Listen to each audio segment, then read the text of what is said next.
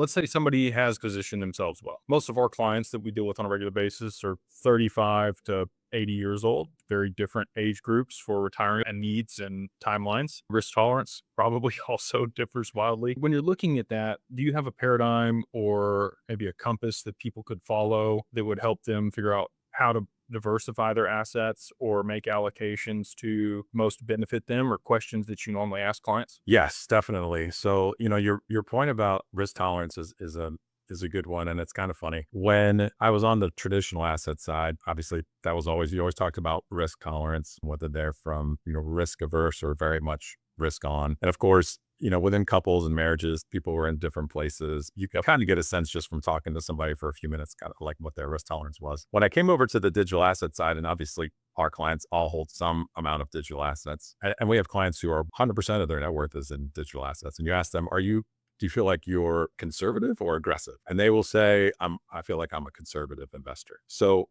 back to the paradigm, it's very much a perspective thing on the risk side, because if you have conviction in an asset, to you, that doesn't seem risky, but right to a financial planner, when we talk about, again, having to generate cash flow and like our retirement plans, depending on how old you are, and majority of the people we build plans for, like you said, 40s, 50s, 60s, we're planning for another 50 plus years potentially, right? Where you have to be able to live off of those assets. And while I would love to say that I can see the future, we have to be prepared for all types of eventualities. So yeah, when a client comes to us and, really the first question, even aside from the risk tolerance, goes back to like goals. Like the bones of any financial plan revolve around the client's goals and what they want to accomplish. Like, what does retirement look like to them? What type of cash flow do they think they need? So when we have those pieces, those help define the cash flow needs over time. And some of those goals are like one-time lump sum cash outflows. When we can put those into a plan, we can then plan for those cash flows. And then that helps, again, dictate to us what does a good allocation look like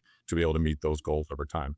Because there's going to be short-term goals, like inside 1 year. There's going to be called medium-term goals, 5 years or less, something like that. And then there's going to be longer-term goals, which is 5, 10 years out. And we want to make sure we're positioned to be able to provide cash flow for all of those time frames. And again, that will then sort of circle back to, okay, what portfolio allocation, what asset classes should we hold? Where is the cash flow coming from? And of course, clients come to us with an existing portfolio, whether it is all digital assets, whether it's a combination of traditional assets and digital assets. Maybe they have a large real estate portfolio. So in some cases, we can make changes in the short term, especially in retirement accounts and things like that.